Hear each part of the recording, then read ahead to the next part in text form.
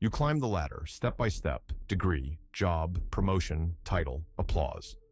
From the outside, it looks like you're winning. But here's the catch. That ladder might be leaning against the wrong wall. It's a brutal image, I know, but it's one you need to confront. Because what if everything you've been chasing was never really yours? Take Daniel, for example. He's 34, 6 figures, big apartment, vacations in Europe, parents proud, LinkedIn glowing. But most mornings, he wakes up with a tight chest and a quiet question he's too scared to say out loud. Why do I feel like this isn't my life? If you like this type of video, don't forget to like and subscribe to the channel. He didn't fail. He just followed a map that was never drawn by him. The world hands you ready-made definitions of success, and if you don't stop to question them, you end up living a checklist, not a life. Study, get a job, climb, impress, accumulate. But nowhere in that formula is the question, what do I actually want? You weren't told this, but here's the harsh truth. Success can become your most socially accepted form of self-abandonment. Because no one questions a person who looks like they're doing well. You're praised for staying on track, even if that track is killing you from the inside out. And the scariest part? The further you go, the harder it becomes to turn back. Because now you've built a life around an image, and destroying it feels like losing everything. But here's the twist. Real success isn't about achieving more. It's about losing less of yourself in the process. So I'll ask you, is the future you're chasing worth the parts of you you're sacrificing to get there? Success doesn't always come with fireworks. Sometimes it arrives quietly, wearing a suit, speaking politely, shaking hands, smiling in photos, while hollowing you out from the inside. You think you're progressing. But underneath the surface, something vital is bleeding out. Your connection to your truth. It starts small. You say yes to things you don't believe in. You smile when something offends you. You keep your ideas to yourself because they might rock the boat. You become agreeable, safe, adaptable, and bit by bit, you vanish. There's a name for this: self-abandonment. You don't see it happening at first. You're just being professional, just trying to keep the peace, just doing what's expected. But soon, you're editing your thoughts before you even think them. You're reshaping your personality to match the room. You're becoming a character in a story someone else wrote. Carl Jung called it identification with the persona, when you mistake the mask you wear for who you are. And here's the danger. The mask becomes so convincing that you fool yourself too. Until one day, you realize people love the version of you that doesn't even exist. That's the price success demands when you don't chase it with awareness. It doesn't ask you to lie outright, just to adjust yourself until your soul doesn't fit anymore. You become a curated version of yourself, a highlight reel, an echo of expectations. And the world will applaud it. That's what makes it so seductive. But here's what no one tells you. If you spend enough time pretending to be someone else, you start forgetting how to be you. And once that happens, no amount of success can bring you back. So, ask yourself, how many pieces of you have you traded just to be enough for everyone else? You don't need a breakdown to realize something's wrong. Sometimes the signs are subtle, quiet symptoms of a life that's lost its center, like waking up already tired, or feeling numb during moments that should light you up, or constantly being surrounded by people, but still feeling deeply alone. No one warns you that success can come with side effects. You become efficient, polished, productive, and emotionally dead inside. You can check every box and still feel like something's missing. Not because you failed, but because you're disconnected. Disconnected from your purpose, your desires, yourself. It doesn't hit all at once. It's not a car crash. It's erosion. A slow wearing away of your identity. You start dreading Mondays, then Tuesdays, then all of it. But you keep going because you're supposed to. You keep showing up with a smile because that's what's expected. Because high performers don't complain. Because if you break the image, maybe everything else breaks too. You scroll at night with your stomach in knots, your mind racing. But you can't name the feeling. You just know something's off. Like you're living on autopilot. Like you're watching your own life from a distance. This is what it looks like to live in performance mode, not presence mode, and it's exhausting. What makes it worse? People admire you for it. They see the productivity, the composure, the drive. But no one sees the anxiety attacks, the sleepless nights, the emotional burnout, because you're still functioning. And as long as you function, no one questions the pain. But here's the thing, being functional isn't the same as being fulfilled. So if everything in your life looks right, but feels wrong, pay attention. That's not failure.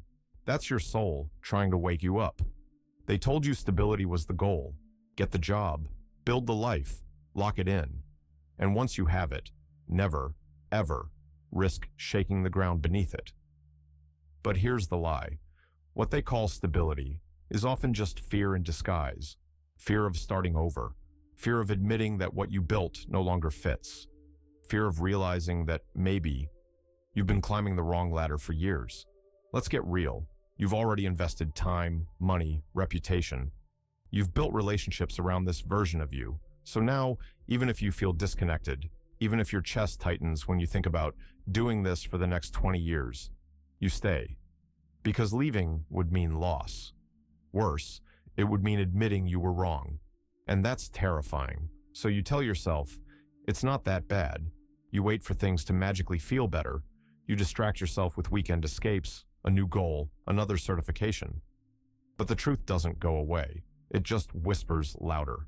You're not stuck because you're incapable. You're stuck because you're attached to the version of success you think you're supposed to maintain, to the image that others applaud, to the identity that no longer feeds you. And so, you keep living in a house that's burning slowly, because it still looks beautiful on the outside. Here's the harsh truth. True failure isn't walking away from something that no longer fits. It's staying in it out of fear. You don't have to destroy your life, but you do have to question the life you've built, because pretending it's all okay, just to avoid discomfort, only guarantees one thing, that one day you'll look back and realize you betrayed yourself in the name of stability. This isn't about burning everything down. It's about lighting a small fire inside, one that warms instead of consumes. You don't need to disappear from your life. You need to re-enter it. And the first step? Stop performing. Start listening. That means making space for silence. Real silence. No playlists, no podcasts, no endless scrolling. Just you and the thoughts you've been avoiding.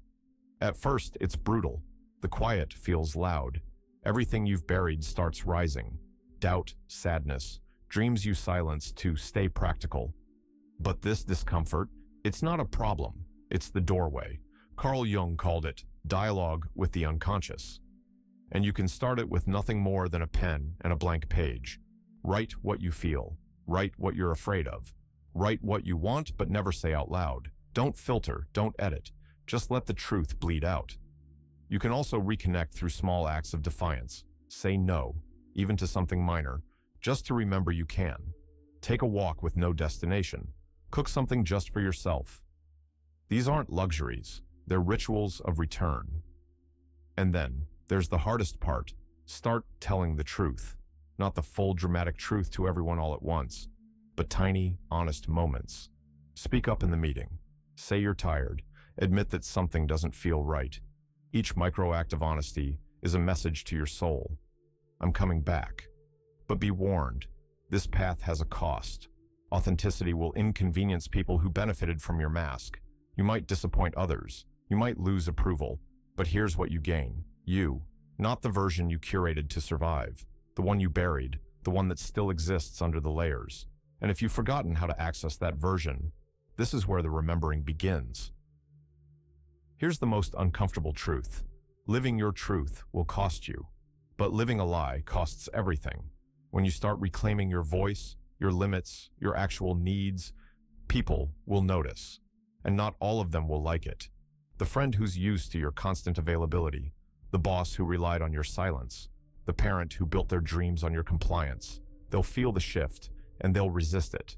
Because when you stop playing the role, you break an invisible contract, a silent agreement that said, I'll stay small, so you stay comfortable. And when you break that agreement, you'll feel the sting of disappointment, theirs, and maybe even your own. But here's what you need to know. Most people aren't disappointed in you. They're disappointed in the version of you that served them. Let that version die. Because every time you disappoint someone else to be true to yourself, you're confirming a deeper loyalty, one that finally includes you. Yes, it will hurt. You may feel selfish. You may question everything. But eventually, something shifts. You stop needing external permission to exist. And from that place, the relationships that remain, and the new ones you attract, are real. Not based on performance, not rooted in what you offer, but in who you are. That's the quiet power of alignment. You don't have to yell to feel heard. You don't need applause to feel worthy. You just breathe differently, stand differently, live differently. This is the truth about success that no one tells you, because most people never get here. But if you've read this far, maybe, just maybe, a part of you is ready. Ready to stop performing, ready to reclaim your voice, ready to build a success that doesn't destroy your soul. And that, my friend, is a kind of freedom no one can give you, and no one can take away. If you enjoyed the video, don't forget to like and subscribe to the channel.